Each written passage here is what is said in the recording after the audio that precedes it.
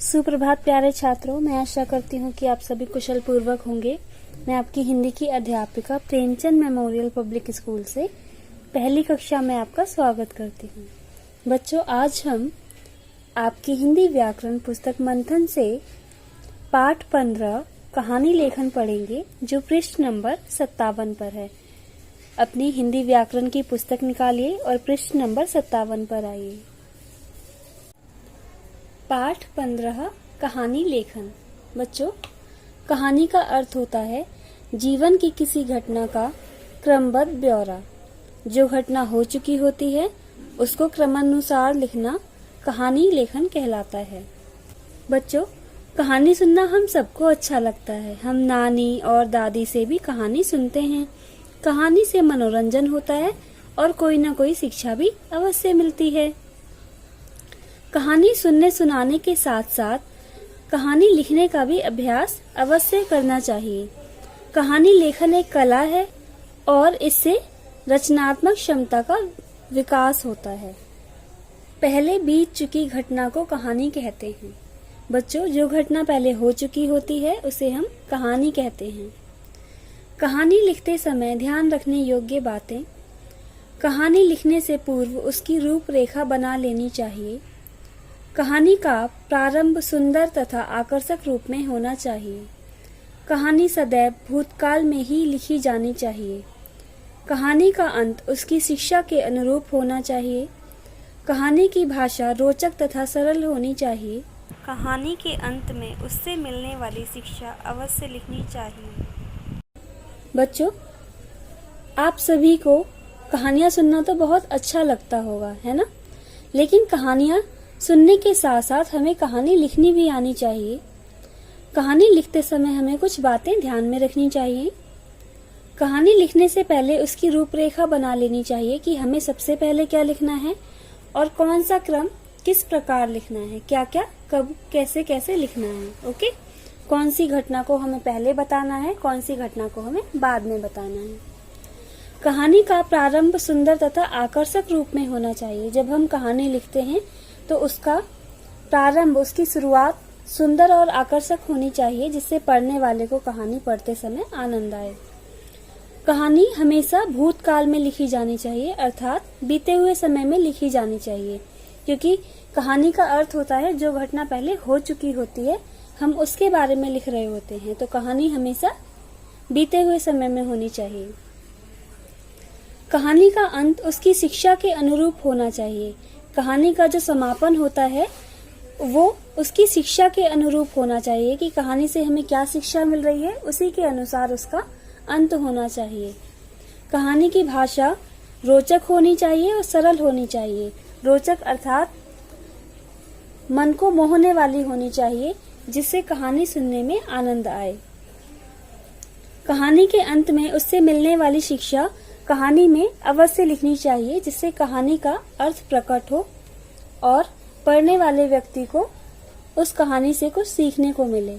Okay, अभी हमने समझा कि कहानी किसे कहते हैं और कहानी लेखन क्या होता है और हमें कहानी किस प्रकार लिखनी चाहिए। अब एक उदाहरण के माध्यम से हम समझेंगे कहानी कैसे लिखी जाती है।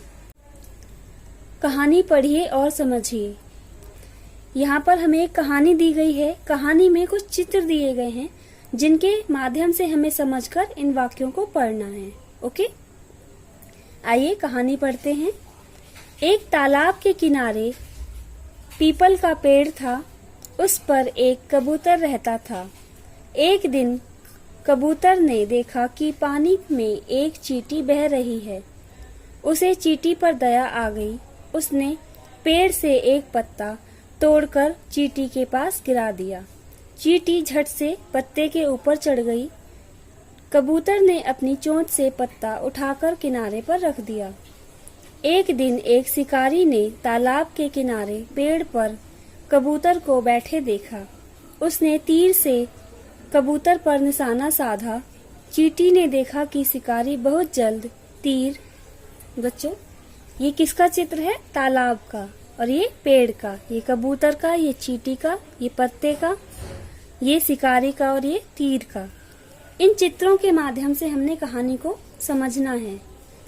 एक तालाब के किनारे पीपल का पेड़ था। ओके, ये पेड़ का चित्र है, इसलिए यहाँ पर पेड़ लिखा जाना है। ओके, हम पेड़ भी लिख सकते हैं और इस चित्र के माध्यम से भी इस वाक्य को पूरा कर सकते हैं।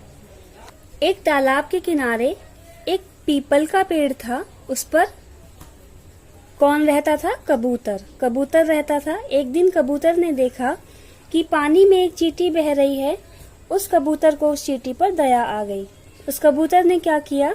पेड़ से एक पत्ता तोड़कर चींटी के पास गिरा दिया, जिससे चींटी झट से उस पत्ते के ऊपर चढ़ गई। फिर कबूतर ने उस पत्ते को अपनी चोंच से उठाकर किनारे पर रख दिया, जिससे चींटी की जान बच गई।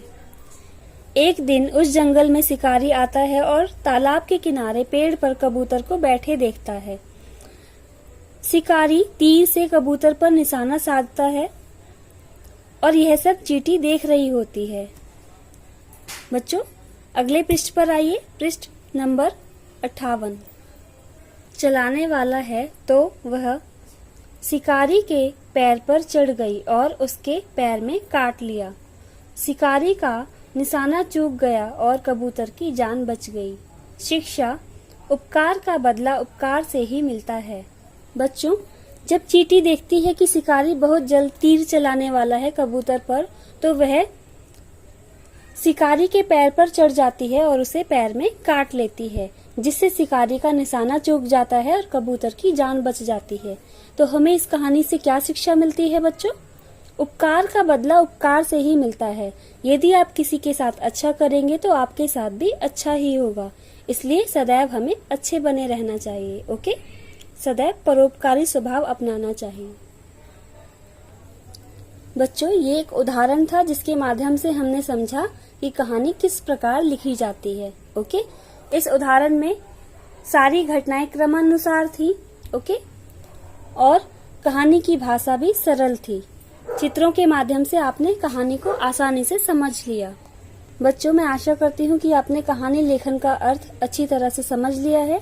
आप समझ चुके हैं कि कहानी किस प्रकार लिखी जाती है और उसे लिखते समय कौन कौन सी बातें हमें अवश्य ध्यान में रखनी चाहिए। ओके, यदि आपको कहानी लेखन से संबंधित कोई प्रश्न पूछना है तो आप बेझिझक पूछ सकते हैं। धन्यवाद।